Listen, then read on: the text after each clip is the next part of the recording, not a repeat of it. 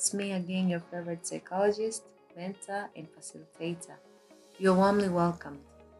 Here are some reasons to why people do not hold on into what they want to do or in reaching their destined goals. There are two of them, but they have subsections in them. The first one is inhibiting tactics or limiting our ways or plans. The second one is psychological barriers. I will begin with inhibiting tactics or limiting our ways or plans. In this, there are subsections. The first one is setting bad goals. How can a person set bad goals?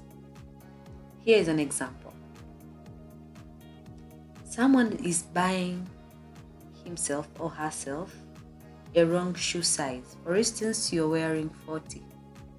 Your shoe size is 40 and you buy a shoe size that is 37. It will obviously hurt you and you will be uncomfortable with it. Still, you have to wear it because you chose it. This happens when we set too high or unrealistic goals that we can't reach them. This is just a simple example.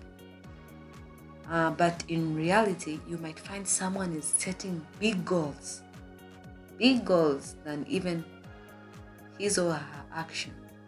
These are the people who speak, their words speak louder than their actions. So this is what happens to them, setting bad goals. And you will start complaining, you'll start blaming yourself, you'll even blame God, but it's not God. It's yourself that who set bad goals. The second point is procrastinating or procrastination. This is delaying or postponing something due to hesitation or laziness. This is very common. It is very common in our society, in our community. We tend to procrastinate, or we can say delay or postpone things. Oh no, I'll do it tomorrow. Today I'm very tired. I can't do that. Especially maybe physical exercise. It can be maybe learning a new hobby, learning a new skill. People tend to postpone or delay learning it every now and then. At the end of the day, you become bored and you won't learn it completely. So most people end up planning but no action plan and actual actions taken. We tend to ignore our plans and goals by saying later or I still have time, while time is ticking non-stop and days go by. You'll never have that thing that you say you will do it tomorrow, and tomorrow will pass and you'll say tomorrow or the next day or the next month, or let's do it after 6 months, or let's just forget it, maybe next year. So you will never do that. So the second point was procrastination. Then we go to the third point, which is temptation and distraction. It is easy. We are human beings, so it's easy to get tempted. So people get tempted all the time, but you should avoid temptations. Anything that prevents you from reaching somewhere targeted to, that is a temptation or distraction. For most people, is the misuse of technology. Nowadays, technology has taken all our minds, all our efforts, everything that we have, especially our mobile phones with all these time wastage apps. We have TikTok, we have Instagram. You may find someone is at work, but all the mind and all the attention is on his or her phone the whole day. Let's say we have maybe 8 hours, 9 hours, 10 hours, depending on the job. But you might find someone not exactly 4 hours, but maybe skipping 1 hour or half an hour into your phone, then back to work. You don't keep full concentration at your work. And that is not, you're not holding on to what you have. You're not treasuring what you're given, the opportunity that you have. So you misuse it by sticking to your mobile phone, using the apps that do not even sometimes give you, you don't earn income. You don't earn anything from them. You don't earn money from them. So it becomes weird. This leads to poor performance at work, inefficiency, and ineffectiveness. That is where you end. Nowhere else. The last point is poor time management. This is the last point: inhibiting tactics and limiting our ways or plans. This is the last point. Poor time management. Remember, we all have 24 hours. God was so fair in this one. And we can all agree on that. We all have 24 hours. How you use it determines your failure or success. Time management is the ability to use time effectively. Time management must go hand to hand with planning. If you fail to plan, then you are planning to fail. This is very obvious. We must manage our time because it's always ticking all the time. So if you don't have plans that goes with hand with the time that you set, then it means you won't hold on and things won't go your way. So these were the subsections that were inhibiting tactics or limiting our ways, or we call them plans. The second one is psychological barriers. We all, psychologically, we sometimes face some limits, and these are known as psychological barriers. They occur in our minds and emotionally, and we are the ones who keep them there. The first one is laziness and lack of discipline. As I say that, someone can postpone something just because he or she is feeling lazy. Maybe you have a project that you're supposed to plan from January and the deadline is, let's say it's March. You keep on postponing every day because of laziness. You come from job and you just say, let me sleep. I'm so tired. Anyway, the deadline is just March and I will just finish it in the last week of February. So you keep on postponing because of your laziness. Also, lack of discipline. You're not disciplined because you can't focus.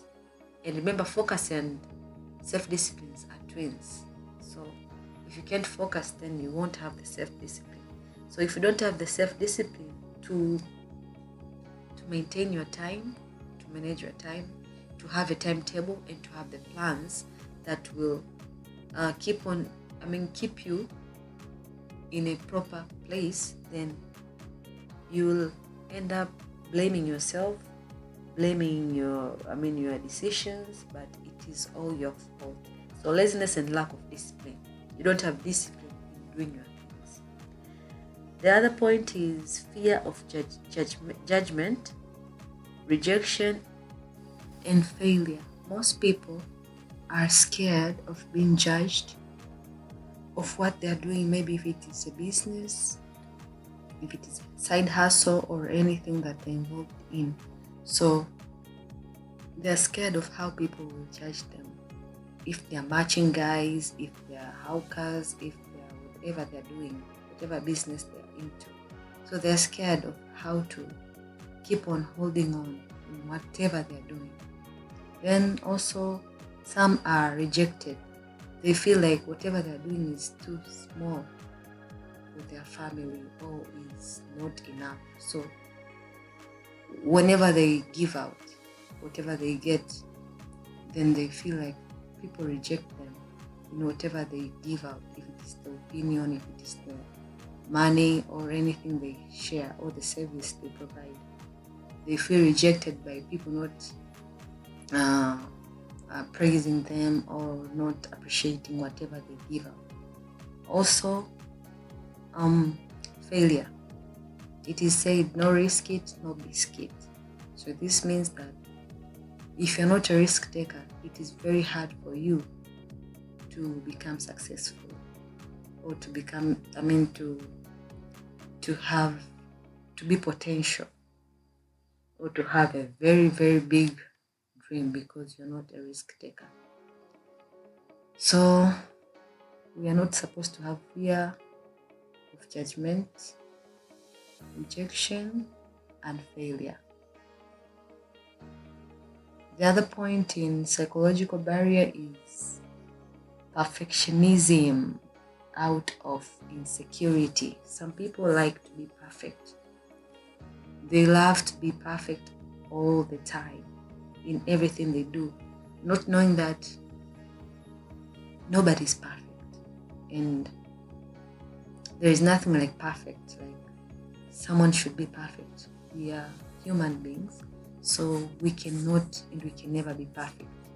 So someone can spend all his life trying to be perfect, to please people or to please the society, to please everyone around him or her, to prove something. But I think we don't own anyone an explanation.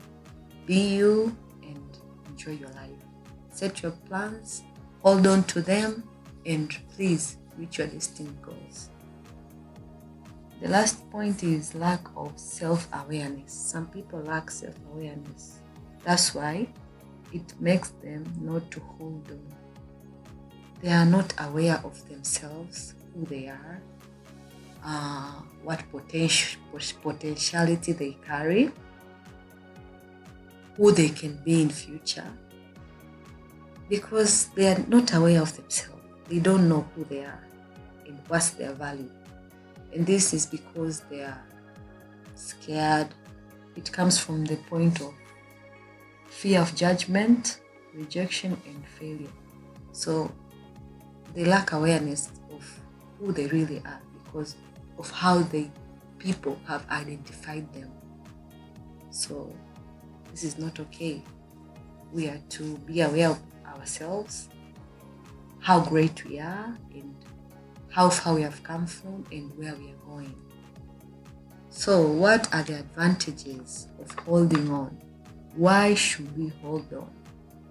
First advantage is it builds good relationship with yourself. You get to know yourself, you get to know your strength, you get to know your weaknesses. So it builds good relationship with yourself. You get to talk to yourself, to appreciate yourself, to criticize yourself, and so forth and so on. The second point is build good relationship with others. Since you have built a good relationship with yourself, it is easy to build a good relationship with others. Since you have get to know yourself, and you will also love to get to know others and even help others in one way or another. The third point is professional achievement. Yes, it helps you to keep on building yourself in your profession, appreciating yourself, trying to advance yourself and build yourself in a very comfortable zone so as you can achieve your goals in your profession. Since you hold on from the beginning, you focus, self-discipline with actions, then persistence. So it means you will keep on holding on, and this will lead to professional achievement in your job, in your company, or whatever you're doing. The last point is personal satisfaction. You'll be satisfied since you know what you want, and it will be easy for you because you are holding on. Every now and then, whatever comes, if it is obstacles, if it is any kind of barrier, you will face it because you know that you want something.